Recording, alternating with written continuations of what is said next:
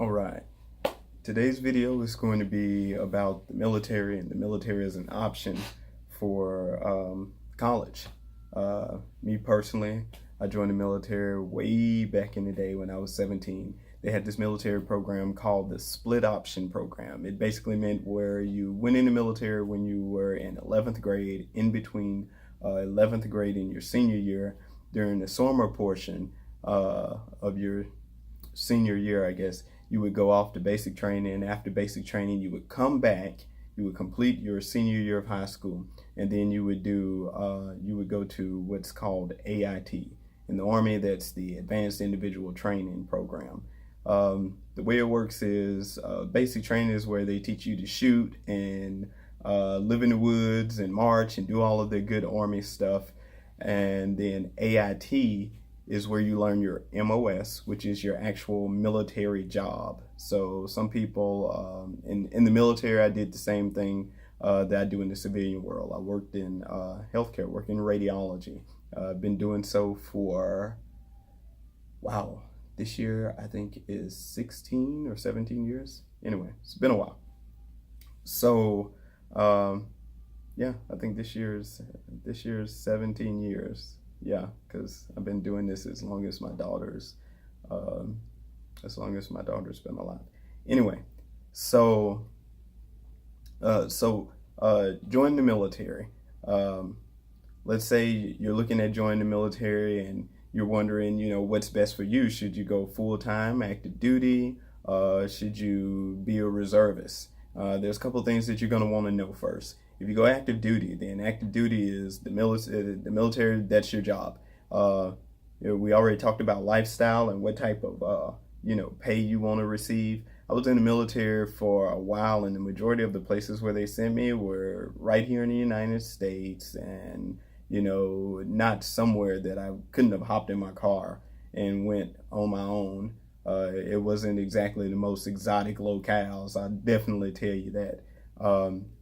And when you're in active duty, you don't get sent off to war as much. It's like, it's very different. If you're in the reserves, it depends on what type of unit you were in. I was in a cash unit, which basically is like that old television show MASH, where basically we have a hospital that's in a bunch of trailers, and they can drop those things out of a C-130, and you can build the hospital and you can start treating soldiers right there, hopefully behind the front lines, safe enough distance away, pretty much at any time. Now for me, in my unit, I was in a unit where they got activated a lot, even when we weren't at war or shooting some up somewhere. And by we, I mean the United States. We were on peacekeeping missions because it's a military hospital. So not to get sidetracked and distracted. The point of what I'm trying to say is that if you have a fear of being shipped off and deployed somewhere to some godforsaken country or something like that and going all the time, going reservist doesn't necessarily prevent you from doing that. And also remember that there's a lot of jobs in the military that are not jobs where you're going to be stuck on the front line with a rifle in your hand. A lot of the jobs are military intelligence. Some of the jobs are medical, like mine. Some of the jobs are jobs that can really only be done from here in the United States, or even if they're done in another country, then they're going to be done somewhere where it's a safe distance from where anyone's going to be doing any fighting. Now, the key to securing a good job in the military is to make sure that you score high on the ASVAB test. No matter what branch you go into, whether you choose the National Guard, the Army, the Navy, the Marines, the Air Force, the Space Force, when that becomes a thing, if that becomes a thing, and it's all based on your ASVAB score. One thing that they don't tell you, and this was something that slipped me up when I joined, that I slipped up on when I joined, is not asking enough questions and not knowing what questions to ask. one thing about the military is it's almost like joining the Masons or some sort of secret society where once you get in, you start to discover these secrets and stuff that no one talked to you about before. The issue with that is that it shouldn't be that way. You should know everything about everything, especially for a situation where you're going to be pretty much signing your life away for a certain amount of time, and you're going to become basically the property of the government. So you want to make sure that when you take that test, you understand how the test works. You understand, you study for the test, because basically your whole military career is built off of that test and how you do on that exam. But you also want to make sure that you know what the breakdown is. There's different sections of the test. Some sections of the test check to see if they can measure your mechanical skills. Some tests for mathematics. Some tests for linguistics.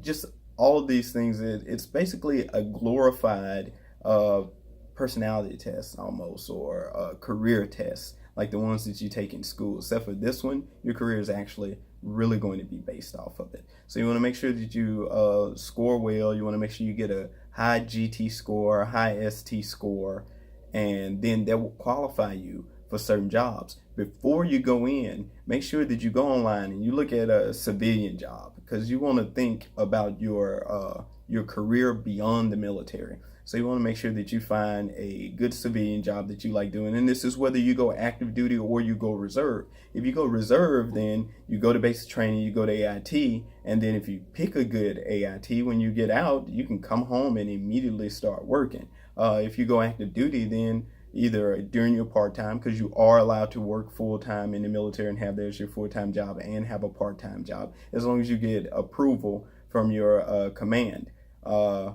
But if you're not going to do that and you're going to wait till you get out of the military, then you want to make sure that you have a good career waiting on you. Something where, in 5-6 years or however long your contract is, that, you can expect it to be able to earn a nice living. Go on Indeed, make sure you look at jobs, see how much they're paying, see where the most jobs are, because you may have to relocate so that you can find the type of employment that you're looking for. After you do all that, go in, take the test. What's going to happen when you take the test is a bargaining process. So the military, they have their own quotas to meet. When I joined, they needed a bunch of mechanics. So they offered me a mechanic job. And what I was able to do is actually pretty rare. It usually doesn't happen. You usually have to wait until your first contract is up before you can renegotiate. I just so happen to have a great recruiter who helped me through the process. Even though I'd already joined, me and him had stayed in contact. He knew how the process went, so he was nice enough to to help me get my MOS changed. I also just so happened to have a company commander who worked in the medical field, and this was his first military command. And he was nice enough to sign off on the paperwork so I could get my MOS changed. And I had not went to AIT yet. So my unit had not paid for me to go through that full military training. If I had gone through that already, then it likely would have been a totally different story, and I'd be somewhere in the motor pool or working at a mechanic shop. I wouldn't be sitting here in my office. With that being said, after you guys go ahead and you take the test, you do well on it, you have made the decision on what you want your civilian career to be. Now guess what? You get to get out, or you get to come home from AIT, and now you can start going after jobs aggressively. You can, almost name your price, because a lot of employers really want someone who has military training. You do your 1 weekend a month, 2 weekends a year until your contract is up, and then you're good to go. Some military jobs, no matter how high you score on the test, just because the training is so expensive for the government, they're going to require that for us to give you that MOS, military occupational specialty, or job. It's the same thing in every branch. They may have a different little nickname for it or something, but it's basically your military job. before they will allow you to get that type of training, they may say, hey, we're going to need you to sign up for 2 more years because the training is so expensive. I want to say it cost them like $100,000 to train me for my job or something close to that. And after going there and getting the training, and it really is A1 training. I mean, the military, if they can't teach you, then it's going to take a very special teacher to get for you to learn the same type of skills that they're trying to teach you from. They have it down to a science, and they are literally constantly reviewing the process. After every single test, we would have a opportunity to do rebuttals and after action review to see what should be taken away from the test, what should be added to the test. They got the cadre, that's military teachers, and the students' input on what should and shouldn't be added to the test or the books, so that for future generations coming in, that the process would be a whole lot smoother, and they know that definitely that they're giving you the most quality education possible, because other members of the military's lives are going to depend on the training that you get there. So they definitely invest in your success. After that, you come home, and guess what? Now you still got the GI Bill. The post 9/11 GI Bill is very different from the GI Bill that I had. I had the Montgomery GI Bill. So we aren't going to talk about that. We're just going to talk about the GI Bill. Okay, so now you coming home, you went through the training, and you have the GI Bill, that post 9/11 GI Bill. One thing about the GI Bill is that it's only good for one lifetime. So after you use that up, then even if you went back in and rejoined the military, you cannot get the GI Bill again. Now, it's good for 36 months, and that's 36 full months. So if you're going to school, you can get a bachelor's degree and a master's degree on that, especially considering that you can just go to school year round, boom, get a bachelor's degree in 2 months, and not 2 months, in 2 years. You can go back to school and get your master's degree after that. And the AIT that you go to and the basic training, they're also worth college credits. So that GI Bill, exactly how does that work? Well, you call up the VA if you've gotten out in my case, I think I was like a Title 33 or something like that. There's different kinds, and different ways to access it and to earn it. And speaking of earning it, it does have a requirement. It does not automatically say, they do not automatically say that they're going to pay 100% of your school. I think that if you have over 365 days of active duty service, which is actually extremely easy to rack up, then they will pay 100% of your education. And along with that, they pay for the school up to, I think, about $50,000 a year.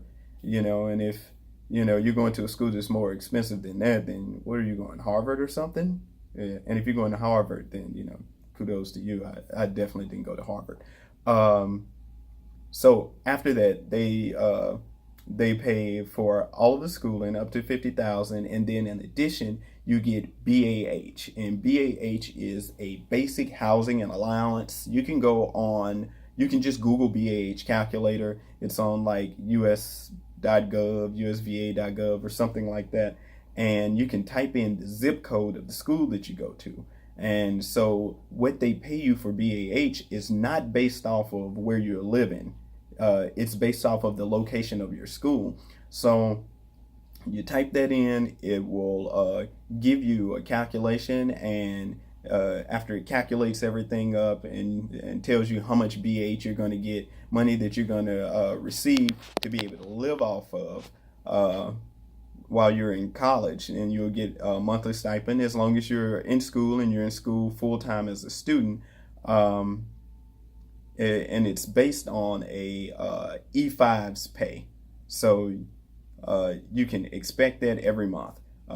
If you're smart, I would say make sure you pick the most expensive zip code you can find for your school. I went to school online and at a couple of brick and mortar schools, and I went to school in areas where they were not the most expensive places to go, but it was the place where I needed to go to get the degree that I wanted. And I've gone to school in places where I couldn't even afford to live. I went to school in Boca Raton in the BAH. They paid me. They paid for all my schooling. They also gave me a stipend for books.